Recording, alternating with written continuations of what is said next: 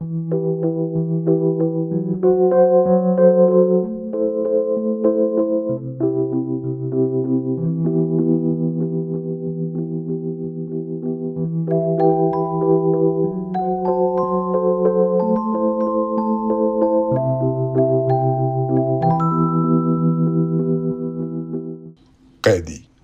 Louis ڈیکوسکی۔ قیدی سب کے سب بنیادی طور پر ایک ہی جیسے ہوتے ہیں، اپنے جیلروں کی طرح۔ اس بات سے کوئی فرق نہیں پڑتا کہ ان کی جلد کی رنگت کیا ہے۔ جب ان سے گفتگو کی جاتی ہے تو وہ بے غیرتی سے روتے جھینکتے ہیں۔ ان کے بولنے کے ڈھنگ میں کوئی بات ایسی ہوتی ہے جو مجھے شدت سے بے چین کر دیتی ہے۔ اس کی نشاندہی کرنا اتنا آسان نہیں۔ اگر میں جواب دینے پر مجبور ہی کر دیا جاؤں تو میں کہوں گا کہ وہ ناگواری اور حیرانی کا آمیزہ ہوتا ہے، احتجاج اور خوشامد کا ملغوبہ، جو کہ پرلے درجے کی نامردی ہے۔ یوں لگتا ہے جیسے قیدی کو اپنے رول سے محبت بھی ہو اور نفرت بھی، جیسے وہ اپنے جیلر کو ناپسند بھی کرتا ہو اور اس کا احترام بھی کرتا ہو۔ سوچتا ہوں تو یکسر حیران ہو جاتا ہوں کہ تقدیر انسان کو اس نوعیت کے رول میں بھی دھکیل سکتی ہے۔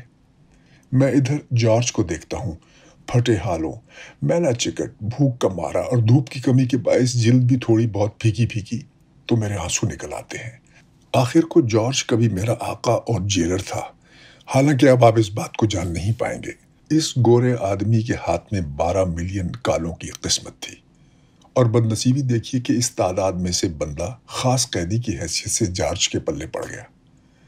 جس طرح جارج اپنے پاس آنے والے مہمان سیاستدانوں سے کہا کرتا تھا، یہ اس کے لیے سب سے سخت بے رحمانہ چرکا تھا، مگر جس وقت وہ یہ شکایت کرتا تو میں اس کے لہجے سے جھانکتے فخر کو تاڑ جاتا۔ وہ مجھ جیسے قیدی کو پا کر خوش تھا۔ میں سمجھتا ہوں کہ اگر اس کو کوئی مجھ جیسا قیدی نہ ملتا جس پر وہ اپنی مخصوص چھاپ کی عنایات کر سکے تو وہ کسی حد تک خود کو گھٹا گھٹا محسوس کرتا۔ اس لیے جب بھی وہ اپنی قسمت کو اس بات پر کوستا کہ اس کو مجھ ایسے کا آقا بنا دیا گیا تو میں جان جاتا کہ اس کا کیا مطلب نکالوں۔ ان دنوں تمام وارے جنوبی افریقیوں کی طرح وہ بھی لمبا چوڑا اور دھوپ کھایا ہوا تھا۔ ان دنوں میں سوچا کرتا تھا کہ جارج کے اندر سے ایک نرالی قوت پھولتی ہے۔ مختصراً یہ کہا جا سکتا ہے کہ اس کے تیور کسی ایسے شخص کے سے تھے جو حکم چلانے کے لیے پیدا ہوا ہو۔ اس کے اشارے سادہ ہوتے، اس کی آواز حقارت سے پر ہوتی، اور اس کی آنکھوں میں استہزاء کی ایک ایسی چمک ہوتی جو بے حد کشش انگیز تھی۔ میں دبے پاؤں باورچی خانے میں گھوم پھر کر جارج کے لیے طرح طرح کے عمدہ کھانے اور لذیذ مٹھائیاں تیار کرنے کے انتظامات میں مشغول رہتا۔ اس کی شخصیت اتنی بات منوا لینے والی تھی۔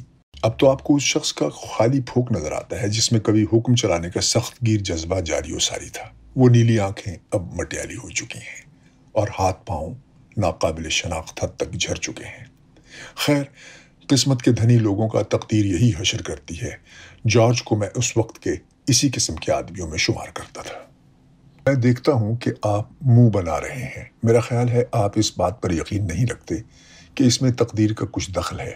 شاید آپ تقدیر کو بالکل مانتے ہی نہیں۔ آپ کی مرضی۔ کسی کا کسی بات پر یقین کرنا ضروری نہیں، تاہم بعض وقت آپ سوچتے تو ہیں کہ خدا کا کرم شامل حال نہ ہو تو کسی بھی گھڑی کایا پلٹ سکتی ہے۔ آپ بآسانی خود کو زنجیروں میں اس طرح جکڑا ہوا پا سکتے ہیں کہ روٹی، شراب اور حسین عورت کا جسم آپ کے لیے حرام کر دیا گیا ہو، بالکل اس اپنے جارج کی طرح۔ جب ان کی نئی نئی شادی ہوئی تھی تب آپ نے جارج کی بیوی کو دیکھا ہوتا۔ اب بھی جب وہ یہاں آتی ہے تو اسے دیکھ کر میرے خون کی گردش تیز ہو جاتی ہے۔ خدایا، کیا خوب انعامی گائے ہے۔ 40 برس کی ہو کر بھی وہ اپنی نتھری گلابی جلد میں خوب گھٹی گھٹائی اور بھری بھری ہے۔ اس کا ننگا پیٹ سونے کا ایک کٹورا ہے۔ یہ نہ پوچھئے کہ میں یہ سب کیسے جانتا ہوں۔ میں کالا ہوا کروں مگر عورتیں تو عورتیں ہوتی ہیں، اور وہ صاحب اختیار مردوں کو پسند کرتی ہیں، انصاف سے۔ بعض وقت مجھے احساس ہوتا ہے کہ وہ یہاں جارج کی بجائے مجھ سے ملنے آتی ہے۔ ادھر پیچھے کی جانب ہمارے پاس سفیدی کی ہوئی ننگی دیواروں اور بنے ہوئے پلنگ پوشوں والا ایک کمرہ ہے۔ میں آپ کو ان بہت سی راتوں کے بارے میں بتا سکتا ہوں جب وہاں لیٹ کر میں اور فرانسسکا دنیا میں جارج کی حیثیت کے متعلق پریشان ہوا کرتے ہیں۔ فرانسسکا جس کی آواز بانسری کی سی ہے، آخر میں ہمیشہ آنسو بہانے لگتی ہے۔ قسمت اس کے ساتھ اتنی شفاف کیسے ہو سکتی ہے؟ مولیلا، وہ اور زیادہ قریب لپٹتے ہوئے سوال کرتی ہے۔ جارج کی بیوی کے ساتھ سونا جبکہ وہ چیتڑوں سے ڈھکا ہوا اور جوؤں سے اٹا اپنی کوٹھڑی میں پڑا پچھلے 12 برس سے ناآسودہ خواہشات کی ٹیسوں سے تڑپ رہا ہو۔ عجیب سی بات ہے، بسا اوقات صرف اس کا تصور کرتے ہی میرا دل ٹوٹ جاتا ہے۔ ایسے موقع آئے ہیں جب میں بھی رو دیا ہوں۔ پرانی پیڑ، چاہے گورے کالے پیلے کسی کی بھی ہو، تماشے کے لیے بھلی چیز نہیں، کم سے کم اس فرد کے لیے جو کبھی اس دکھیا کا ملازم، غلام اور قیدی رہ چکا ہو۔ فرانسسکا کا شہد کا کٹورا بھی اس احساس علم کو کم کرنے کے لیے ناکافی ہے۔ میں آپ کو بتاؤں کہ ترس کے امڑتے ہوئے ریلے کو روکنے کے لیے وہ واقعی ناکافی ہے۔ گو مدد ضرور کرتا ہے، پھر بھی خود کو برتر گرداننے کی کوئی ضرورت نہیں، اور نہ ہی جارج پر ترس کھانے کی ضرورت ہے، کیونکہ کون ایسا جیوٹ ہے جو یہاں کھڑے ہو کر بھی زمانے بھر کے سامنے یہ اعلان کر سکے کہ اس کو کسی کی رحمدلی نہیں چاہیے؟ میں آپ سے پوچھتا ہوں، بتائیے ہے کوئی؟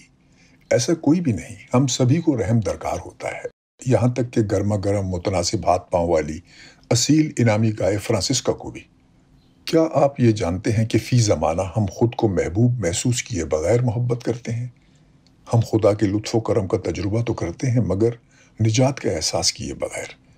کبھی کبھار ہم مسرت کا تجربہ بغیر یہ جانے ہوئے کر لیتے ہیں کہ حقیقی سرخوشی ہے کیا۔ جتنے بھی جسم درکار ہوں وافر مقدار میں دستیاب ہونے کے باوجود ہم ہر وقت ناآسودہ رہتے ہیں اور زیادہ کی طلب کرتے رہتے ہیں۔ اگر بیٹی باپ کے ساتھ اور ماں بیٹے کے ساتھ سو جاتی ہے تو کون سی تعجب کی بات ہے؟ میرے خیال میں حقیقت تو یہ ہے کہ ہم لوگ اس جارج کے زندہ سے زیادہ سنگین قید خانے میں بند ہیں۔ مقابلتاً جارج کا قید خانہ تو چھوٹی موٹی جنت ہے، ایک ایسے جسم کے ساتھ جو سوکھ چکا ہے۔ اس کی جنسی خواہش اب اپنے اتار کی حالت میں ہے۔ بعض اوقات مجھے یہ احساس ہوتا ہے کہ ایک کھلا رسیلا سینہ اس کے لیے اب کوئی مسئلہ نہیں ہے۔ نہ کسی ران کی دہکتی ہوئی جھلکی اس کی راتوں کی نیند حرام کرتی ہے، نہ شہوت کا وہ سیلاب اپنے نکاس کے لیے اس کے جسم کے بند کو توڑتا ہے جو ہم سب کو ہر وقت تباہی اور بربادی سے دہلاتا رہتا ہے۔ آپ کو ایک بات بتاؤں، افریقہ کی بابت میں سوچا کرتا تھا کہ رہنے بسنے کے لیے اچھی جگہ ہے۔ میں سوچا کرتا تھا کہ یہاں یہ ممکن ہے کہ ہم بس دھوپ میں بیٹھے رہیں، آم کھائیں اور جب طلب زور کرے تو کسی عورت کو لے پڑیں، ایک قسم کا باغ عدن۔ آپ سمجھ گئے نا؟ لیکن اب صرف اتنا کچھ ہونے سے تسلی نہیں ہوتی۔ اب ہم جو کچھ مانگتے ہیں وہ جسم سے بڑھ کر کچھ اور ہے۔ ہم کو اب خوشنما بھڑکیلے غلاف درکار ہیں۔ بازار میں کام کرنے والی عورت کے کھلے تھل تھل کرتے سینے کی بنسبت اب ریشم سے ڈھکی الاسٹک کے تاروں اور جالی سے سہارا دی ہوئی گات زیادہ خواہش انگیز ثابت ہوتی ہے۔ کیپ سے لے کر قاہرہ تک اور مڈغاسکر سے لے کر موزمبیق تک ہم سب اپاہج ہو چکے ہیں۔ بے چارگی کی حد تک ہماری عادتیں بگڑ چکی ہیں اور ہم میں بھرپور حقیقی روحانیت کا فقدان ہے۔ تو میرے دوست، آپ ہی مجھے بتائیے کہ قیدی جارج پر ترس کھانے والے ہم کون؟ گو اب میں جارج کا جیلر ہوں، لیکن میں بھی سراسر حالات کا اسیر ہوں۔ میں اپنے بدن کی کال کوٹھڑی میں پھڑ پڑاتا رہتا ہوں، مگر مجھ کو کون آزاد کرائے گا؟ میں جانتا ہوں آپ اسے قریب سے جا کر دیکھنے کے لیے بےتاب ہو رہے ہوں گے۔ آپ بتمام و کمال تفصیل سے اس کی جسمانی حالت کا معائنہ کرنا چاہتے ہیں، جو کہ اس کا جائز حق ہے۔ میں اس بات کی قدر کرتا ہوں، بقول آپ کے سوشل ویلفیئر ڈپارٹمنٹ کو اس کی حالت کی طرف سے تشویش ہے، ان تمام بیہودہ افواہوں کی وجہ سے جو تشدد اور دیگر ناقابل بیان سفاکیوں کے بارے میں اڑتی ہیں۔ ویسے مجھے حیرت ہوتی ہے کہ آپ کے محکمے والے، آپ جیسے پس منظر اور تربیت رکھنے والے لوگ بھی اخباروں میں چھپنے والی ان جھوٹی اور بے بنیاد رپورٹوں سے بالکل گمراہ ہو جاتے ہیں۔ ہم سب کو معلوم ہے کہ اخبارات کیسے ہوتے ہیں، افواہوں اور رسوا کن مواد کے کوڑے دان، جن کو المیوں اور سنسنی خیز باتوں کی نہ مٹنے والی چاٹ ہوتی ہے۔ ان کے کالم پڑھ کر آپ کو یوں لگتا ہے کہ ان میں کام کرنے والے لوگ اخلاق میں اتنے پست ہیں کہ زنانہ پچھائے کا خفیف سا بھپکا ان پر وجد طاری کر دینے کے لیے کافی ہوتا ہے۔ بہر صورت میرا خیال ہے کہ میں بالکل صاف صاف آپ کو یہ بتا سکتا ہوں کہ بجوز کبھی کبھار چابک پھٹکار دینے کے کہ جیل کے ضابطے میں اس کی اجازت ہے، جارج کو کبھی اذیت نہیں دی گئی۔ یہ درست ہے کہ ایک دو بار مجھے مجبور ہو کر اس وقت اس کا انگوٹھا شکنجے میں ڈالنا پڑا جب وہ مجھے آداب کے مطابق آقا کہنا بھول گیا، مگر میں کہتا ہوں یہ کوئی تشویشناک بات نہیں۔ علاوہ ازیں جدید زمانے میں ہم نے اس طرح کی ناخوشگوار باتوں کو ایک قسم کی ضرورت مان کر ان کے ساتھ گزارا کرنا سیکھ لیا ہے۔ جارج نے چند ہولناک چیخیں ماری تھیں، مگر جارج تو تھا ہی ہمیشہ کا مار سے ڈرنے والا۔ جن دنوں وہ آقا اور جیلر تھا اور گوری چمڑی کی حفاظت میں تھا، آپ کو اس بات کی خبر نہیں لگ سکتی تھی۔ میں محسوس کرتا ہوں کہ اس حقیقت کا بیان کر دینا بھی ضروری ہے کہ جب جارج اس جگہ آقا تھا، تب اس کو مخاطب کرتے وقت بوانا یا باس یا اسی قبیل کا کوئی اور بے کیف لقب بھول جانا پرلے درجے کی حماقت ہوتی۔ جارج میں جو کچھ بھی حصے مزاح تھی، ان القاب کے معاملے میں اس کا ساتھ چھوڑ جاتی تھی۔ وہ ان مجلسی آداب کو بہت سنجیدگی سے اہمیت دیتا تھا، اس لیے اب ہم بھی اس کی کسی فرگوداشت پر درگزر نہیں کرتے۔ ہم کو اصرار کرنا پڑتا ہے کہ وہ بھی انہی سماجی فرائض کو پورا کرے۔ ایسے موقع بھی آئے ہیں جب میں نے اس کو بجلی کے جھٹکے لگانے کی ضرورت محسوس کی تاکہ اس میں اس چیز کا تدارک کر دیا جائے جو یادداشت کی مہلک بھول نظر آتی ہے۔ بے شک جیل میں ایسے واقعات ہوتے ہیں، میں اس سے انکار کرنا پسند نہیں کروں گا۔ اگر مجھے صحیح یاد ہے تو دراصل اس قسم کا ایک ناخوشگوار واقعہ پچھلی کرسمس پر ہوا تھا۔ ہم نے جارج کو خوب ساری شراب مہیا کر دی تھی تاکہ وہ اپنے خداوند اور نجات دہندہ کا جشن مولود بنا سکے، مگر یہ دیکھ کر ہم دنگ رہ گئے کہ جارج بے طرح بدمست ہو گیا۔ کچھ وقت نہ گزرا تھا کہ وہ ہذیان زدہ جنونی بن گیا، جیسا کہ آپ کہہ سکتے ہیں کہ وہ ان بیتے دنوں کی نفرت انگیز ہڑک میں مبتلا تھا جب وہ اس جگہ کا مالک اور آقا ہوا کرتا تھا۔ جوش میں آپے سے باہر ہو کر وہ کبھی آگے کبھی پیچھے مارچ کرنے لگا، چیخنے چلانے لگا اور منہ سے کف اڑانے لگا۔ اس کا پورا چہرہ پسینے سے تربتر تھا، آنکھیں باہر کو ابل کر ہولناک ہو گئی تھیں اور اس کے جھانگڑ پاؤں چھڑی کی طرح فرش کے تختوں پر کھٹ کھٹ کر رہے تھے۔ میں نے ایسا تماشا کبھی نہیں دیکھا تھا۔ وہ شخص اپنی اس پست حیثیت کو بالکل فراموش کر چکا تھا جس پر تقدیر نے اسے پچھلے برسوں میں پہنچا دیا تھا۔ اس نے کوڑا پھٹکارنا شروع کر دیا، حکم چلانے لگا، وہ بھی پھٹی آواز میں، اور مجموعی طور پر اس نے خود کو تماشا بنا ڈالا۔ جیسا کہ آپ خود اندازہ کر سکتے ہیں، یہ سب کچھ سخت تکلیف دہ بدمزاقی تھی۔ جارج کو اس کی بدلی ہوئی حیثیت یاد دلانے کے لیے مجھے فی الفور عمل کرنا پڑا۔ اس کی یادداشت بحال کرنے کے لیے بجلی کے چند جھٹکے کافی تھے۔ ان چھوٹے موٹے واقعات کے علاوہ جارج کے ساتھ کبھی برا برتاؤ نہیں کیا گیا۔ در حقیقت مجھے ذاتی طور پر فخر ہے کہ میں نے ہمیشہ جارج کے ساتھ بہت شرافت کا برتاؤ کیا، خصوصاً اس حقیقت کے پیش نظر کہ کبھی وہ میرا جیلر تھا۔ میں یہ جانتا تھا، مجھے قطعی یقین تھا کہ آپ اس بات پر آئیں گے۔ مجھے معلوم تھا کہ آپ یہ جاننا چاہیں گے کہ آخر جارج نے اور میں نے اپنے رول کس طرح تبدیل کر لیے۔ سوال دلچسپ ہے، بہت دلچسپ۔ میں صرف اس سوال پر دفتر کے دفتر لکھ سکتا ہوں، تاہم میرا خیال ہے کہ اس کا کوئی ایک جواب ممکن نہیں۔ کچھ ایسے ہوتے ہیں جو سمجھتے ہیں کہ بس کایا کلب کا وقت آ گیا تھا، جو کہ میری نظر میں ہر طرح سے بودھی دلیل ہے، کیونکہ حقائق اس قسم کی رائے کی تائید بالکل نہیں کرتے۔ اسی طرح کچھ دوسرے سمجھتے ہیں کہ کامیابی یعنی دولت، طاقت اور وقار کا سر آخر نیچا ہو کر رہتا ہے۔ میں اس نوع کی لچر جذباتیت کو بھی قابل اعتنا نہیں سمجھتا کہ اس کو تسلیم کر لینا گویا ایک طرح سے یہ اعتراف کر لینا ہے کہ میری نظر میں وہ وقت ہے جب میں خود بھی اپنی اس جیلر کی ڈیوٹی سے سبکدوش کر دیا جاؤں گا۔ یہ ایک ایسی بات ہے جسے میں بے بنیاد خوش فہمی ہی سمجھتا ہوں۔ تاہم میں سمجھتا ہوں کہ جارج کی بربادی کے بیج خود اس کی اپنی فطرت کے اندر موجود تھے، خود اس کے اس نظام میں موجود تھے جس کو قائم و دائم کرنے کے لیے وہ جان لڑائے ہوئے تھا، خود ان ما بعد طبیعیاتی مفروضوں میں پوشیدہ تھے جنہیں وہ بڑے استقلال سے تھابے ہوئے تھا۔ لازماً پوری عمارت جلد یا بدیر دھڑام سے گرنا بھی تھی۔ دیکھیے نا، جارج کی اپنی تہذیب کے باطن میں ایک سوچی سمجھی دیوانگی موجود تھی۔ یہ بات سبھی کے علم میں ہے کہ ہم افریقی لوگوں نے ایسا ما بعد طبیعیاتی نظام کبھی نہیں بنایا جس نے مادے کو روح سے جدا کر دیا ہو۔ اسی لیے ہم نے جسم کو روح سے کبھی گھٹیا نہیں سمجھا۔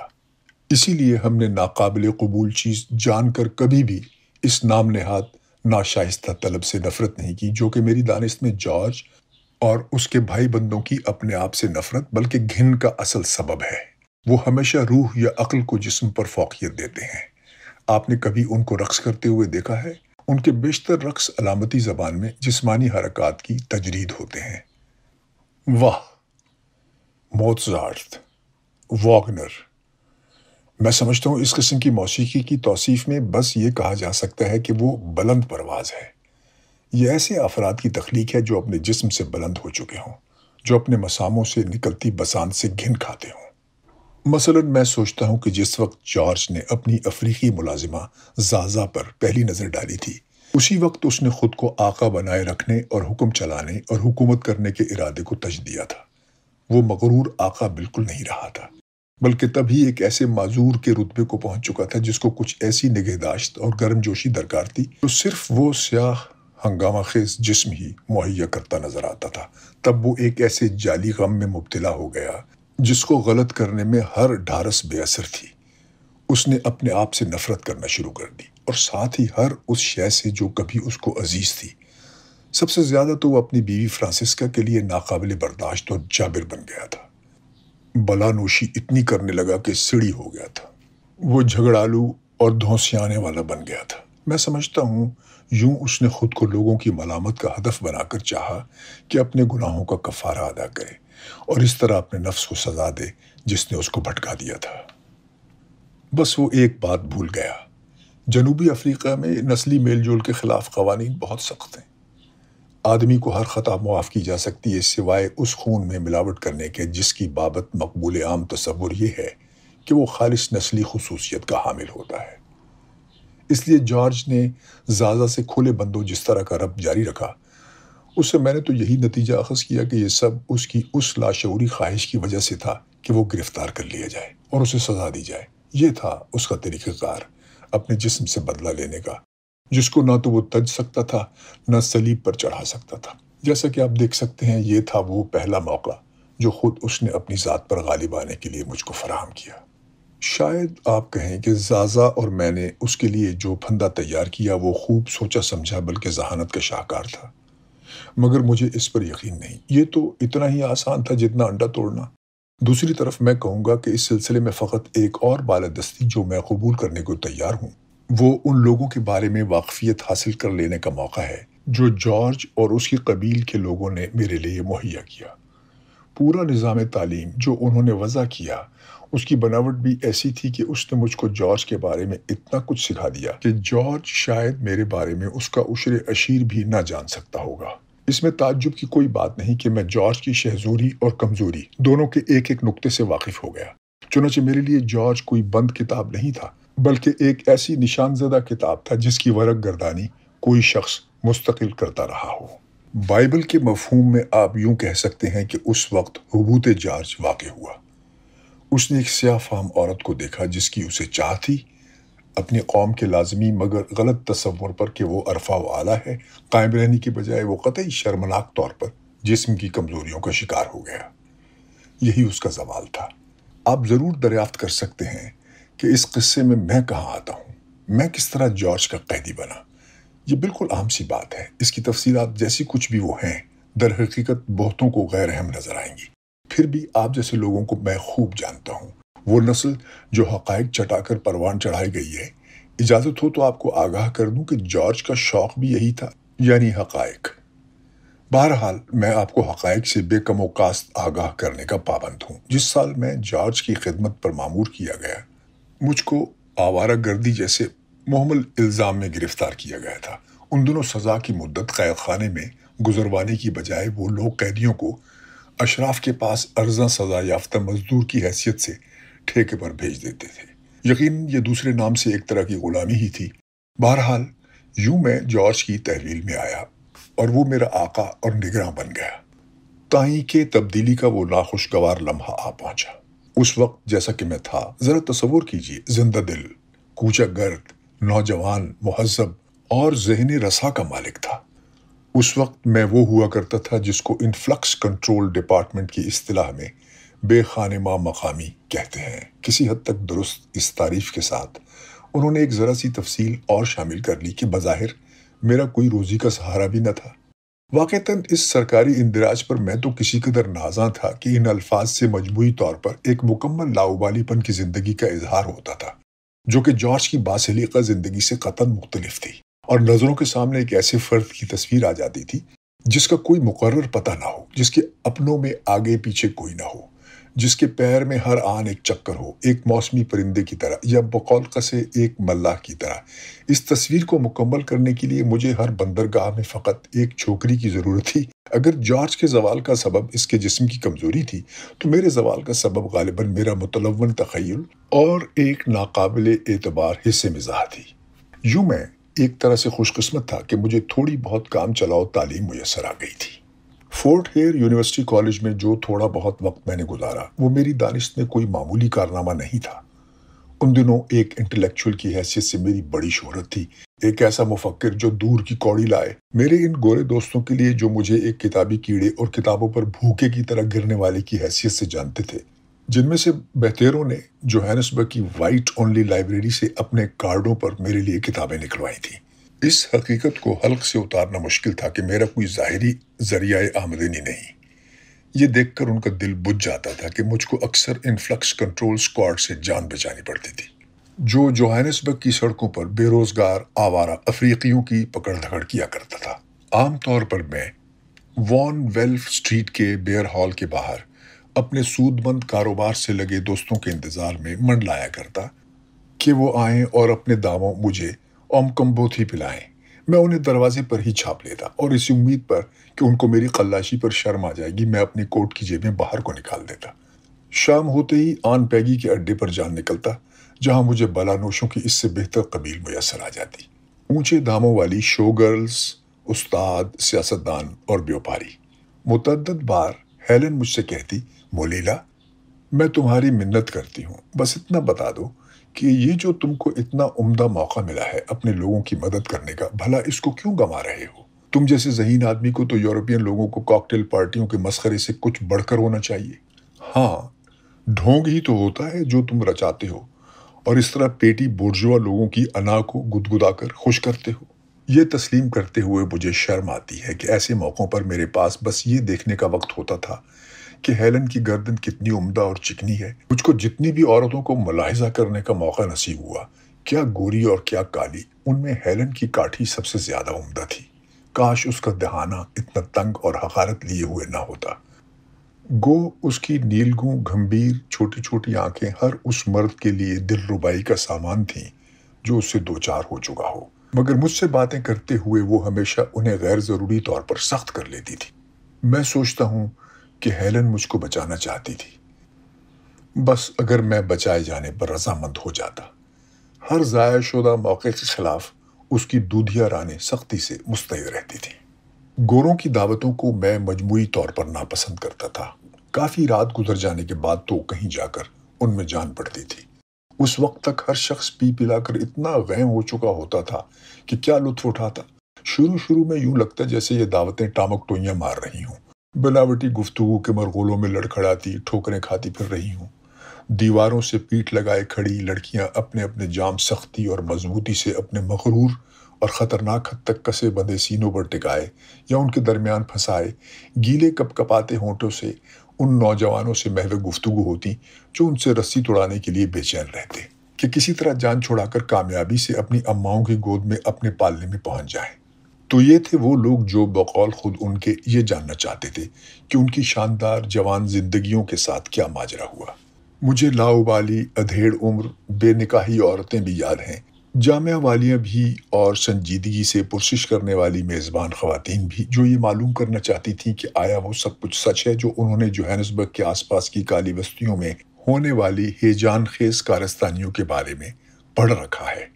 अजीब बात थी कि वो ये पहले ही से बावर कर लेती कि मैं ये समझता हूँ कि कारस्तानियों से उनकी क्या मुराद है।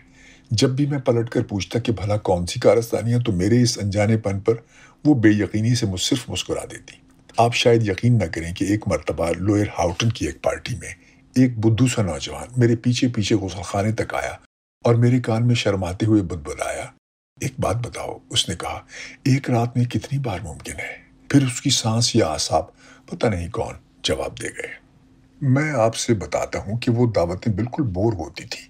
लड़कियां जब मुझको किसी ऐसे फर्द से जो वाकई मुझे पसंद होता बातें करते देख लेती तो मेरे गिर्द अपने लजीले बेडोल जिस्मों की भेंट पेश करने के अंदाज में जमघटा लगा देती।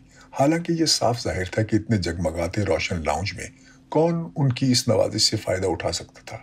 मैं उनकी आवाज़ें खुशगवार धुनकी हुई रात में घंटियों की झंकार की मानिंद अब भी सुन सकता हूँ। चलो आओ मुलीला, वो अपने लचकदार पेट मुझसे सटाकर कहती, हमें अपना कोयल रक्स दिखाओ। ओह, तुम्हारा रक्स कितना शानदार है। या फिर, मोलीला बस करो, खुदा के लिए लोग क्या कहेंगे। मोलीला, दरवाजे में से वो यकीनन हमको देख सकते हैं। یا مولیلا امید ہے تم اسے ذاتی بات نہیں سمجھوگے، میرا مطلب ہے کہ ایمان سے جو تمہارے بارے میں ویسی نیت رکھتی ہو تو کہہ دیتی ٹھیک ہے چلو ابھی گھر چلیں، مگر دراصل تمہارے لیے اس طرح محسوس نہیں کرتی، بس تم سے باتیں کرنا چاہتی ہوں۔ یا مولیلا تم مجھے انگ لگا لو، ابھی اسی وقت خراب کر ڈالو مجھے معلوم ہے کہ تمہاری نیت ہے، اوہ تم کتنے ظالم ہو۔ یہ عام طور پر رات 3 بجے کا وقت ہوتا تھا جب پارٹی اپنی آخری سانسوں پر ہوتی اور سفید آدمی کی ذمہ داری کا بوجھ ان کے ناتواں کاندھوں کے لیے کچھ زیادہ ہی بوجھل ہو جاتا۔ نہیں جی، مجموعی طور پر میں کالوں کی بزمارائیوں کو ترجیح دیتا تھا، بیشتر گھٹیا شراب خانوں کی کاکٹیلز کو جن میں روز کا ٹھیا جمانے والے بھانت بھانت کے لوگ، ہائی فائی لونڈے، تنخواہ دار ڈکیت، چمک چاننیاں اور بددیانت سیاستدان شریک ہوتے۔ ان دنوں جب مجھے بالکل پتہ نہ ہوتا تھا کہ اگلا پیسہ کہاں سے ہاتھ آئے گا، افریقی سیاستدان میرے لیے نعمت تھے۔ تھوڑا بہت جیب خرچ کمانے کی خاطر میں ان کے لیے تقریریں لکھا کرتا تھا جو وہ سٹی ہال کے سامنے چوک میں کھڑے ہو کر کیا کرتے تھے، جہاں سینکڑوں ہکا بکا گورے بہت تحسین کے انداز میں کھڑے رہ کر ان کو سنتے۔ حالانکہ میں یہ کہنے کی جسارت کرتا ہوں کہ اگر کہیں انہیں اس نری لفاظی کے دوران غور کرنے کا موقع ملتا تو وہ ان تقریروں میں بیان کردہ احساسات پر بہت ناخوش ہوتے۔ میں نے خاصا مشاہدہ کر رکھا تھا کہ افریقی سیاستدان پیچیدہ فقروں، لچھے دار جملوں اور مسجع سریلے محاوروں کو ترجیح دیتے ہیں تاکہ مجمع کو اپنے زور بیان میں بہا لے جائیں۔ وہ ایسی تقریروں کو شک کی نظر سے دیکھتے تھے جن میں ٹھوس اور عملی باتیں کہی گئی ہوں۔ سب سے بڑھ کر افریقی سیاستدان عمل کے ذکر پر اعتبار نہیں کرتے تھے، بس واضح فقروں کو ناپسند کرنے کا سبب بھی یہی تھا۔ پھر بھی انصاف کی خاطر میں یہ واضح کرتا چلوں کہ تقریر کے لچھے باندھنے کی یہ رغبت افریقیوں میں دراصل شاعری کی روایتی پسندیدگی کی وجہ سے پیدا ہوئی ہے۔ افریقہ کے لوگ زبان کے بڑے دلدادہ ہوتے ہیں، اس لیے سٹی ہال کے سامنے ہفتے کی شام کو ہونے والے جلسے نسلی امتیاز کے خلاف دل کی بھڑاس نکالنے کے ساتھ ساتھ شاعری کا حسکا مٹانے کی ضرورت بھی پوری کر دیتے تھے۔ میں گھنٹوں بیٹھا ایسے الفاظ سوچتا رہتا جن میں کافی پھونک بھری ہو، رنگین زیادہ سے زیادہ ہوں تو کیا کہنے۔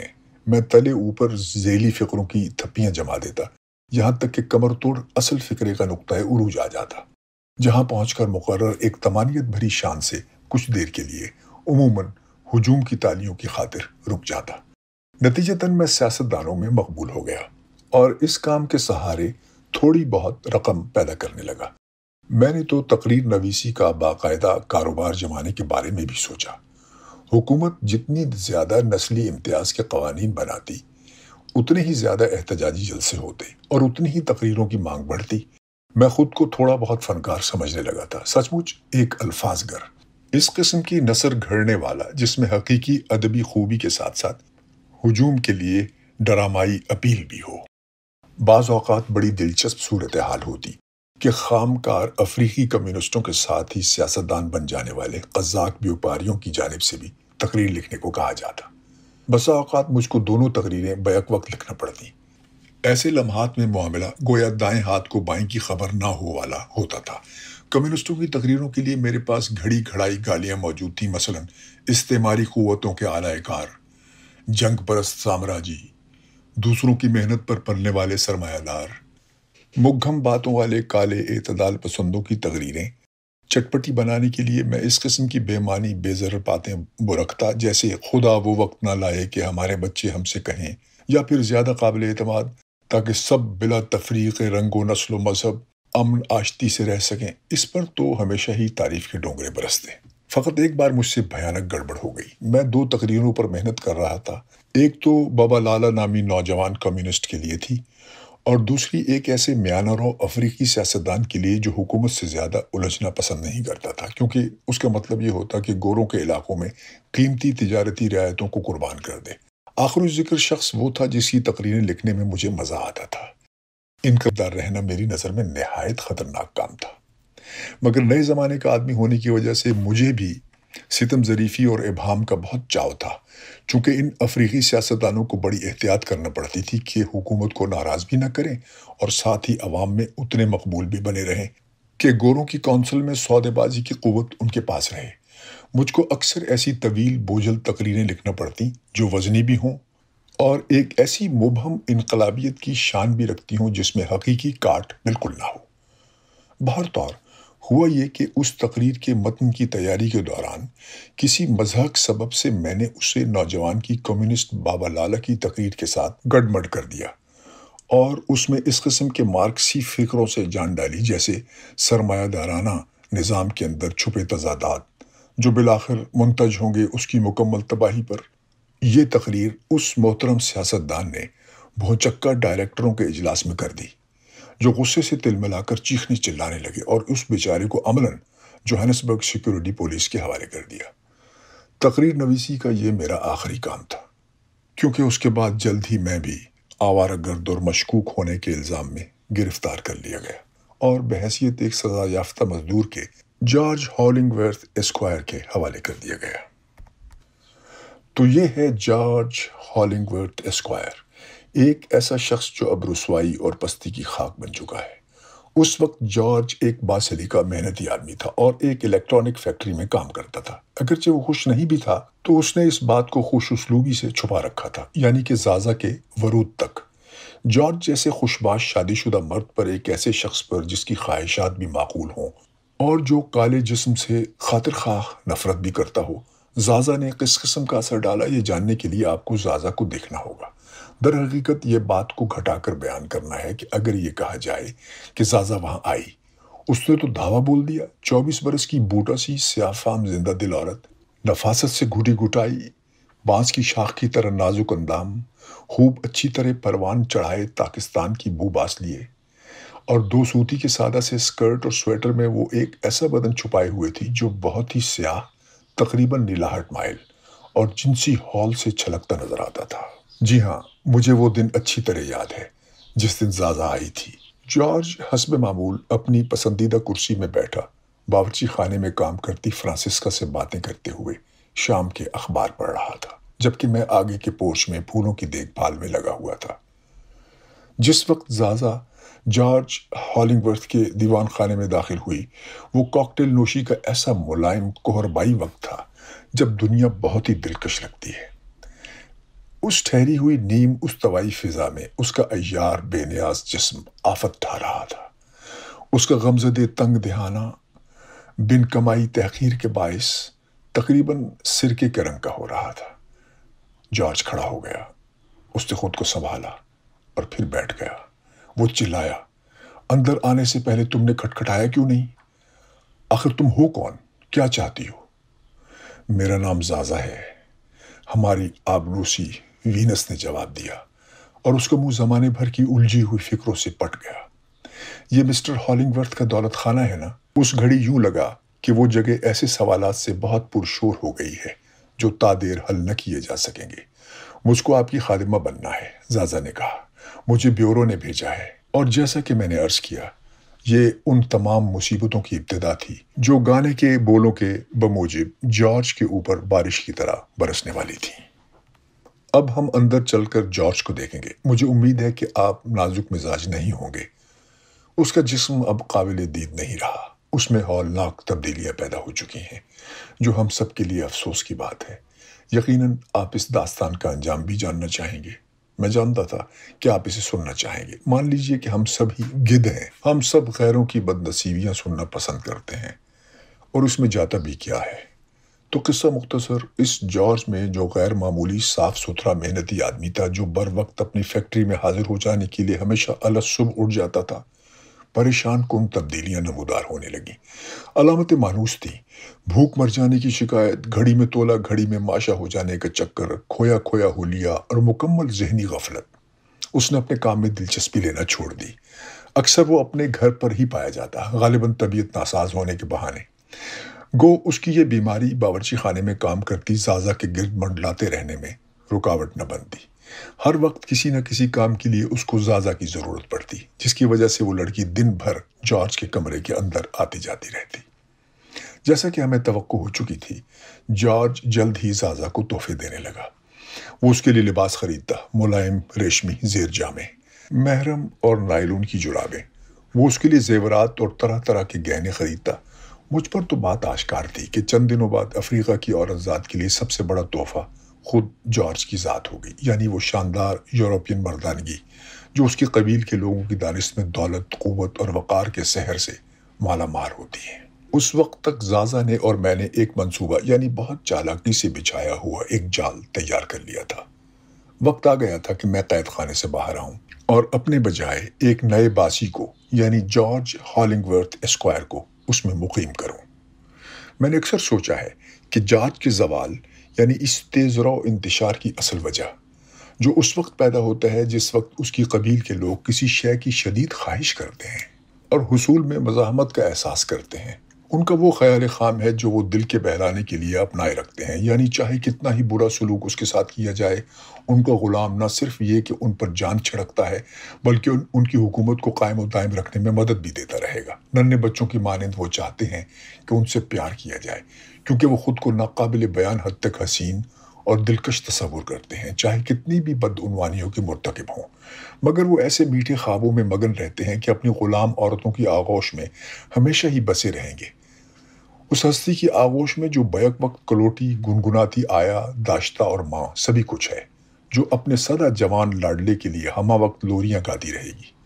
कबल इसके कि ज़ाज़ा उसको शब बसरी का मौका देती, हमने पहले ही से एक बयान तैयार कर लिया था जो इकरार जुर्म करने के साथ ही साथ इस मुआहदे पर दस्तखत होने के लिए पड़ा था कि जॉर्ज अपना मकान और सारा साजो सामान हमारे नाम कर देगा। ये इंतकाल जायदाद अफ्रीकी वकीलों की एक फर्म के ज़रिए होना था। हमने पूरा इत्मीनान कर लिया था कि तस्वीरें बहुत ही साफ आएं ताकि बांध लेने के लिए सबूत बिल्कुल पक्का हो। आप कहेंगे कि ये तो साफ ब्लैकमेल का केस हुआ, तो भाई रहने के लिए दुनिया कोई अच्छी जगह तो है नहीं, या है? यही तो हमने सख्तियां झेल कर सीखा, जबकि जॉर्ज इस खुशफहमी में मुब्तला रहा कि दुनिया बड़ी प्यारी जगह है और उसको ज़ेर किया जा सकता है। डरता हूँ कि मुझे अब जॉर्ज को यहीं कैद रखना पड़ेगा। मुझे यकीन है कि वो भी इसे तरजीह देता है। यहाँ से कहीं जाने के लिए उसके पास अब कोई ठिकाना भी तो नहीं। अपनों की निगाह में उसके गुनाह नाकाबिल मुआफ़ी होंगे। उसकी विरासत भी जाती रही फ्रांसिस्का, तो फ्रांसिस्का को मैं सराहता हूँ। उसने एक बार फिर साबित कर दिया कि औरतें किस कदर खुद को हालात के मुताबिक ढाल लेने वाली और बातदबीर होती हैं। मुझे तो ये नज़र आता है कि औरतें सल्तनतों के खात्मे पर भी हमेशा बाकी रहेंगी। वो सिर्फ अपनी जुबिल्लतों के ज़ोर पर साफ बच निकलती हैं।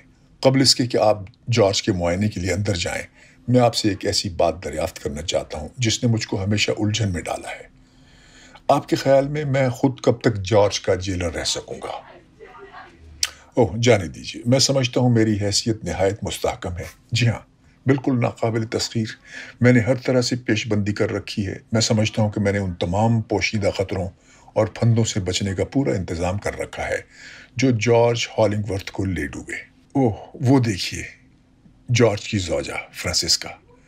इन हिरनी जैसी टांगों को, इसकी रानों की क़ुव्वत को ज़रा मुलाहिज़ा कीजिए। क्या खूब इनामी गाय है।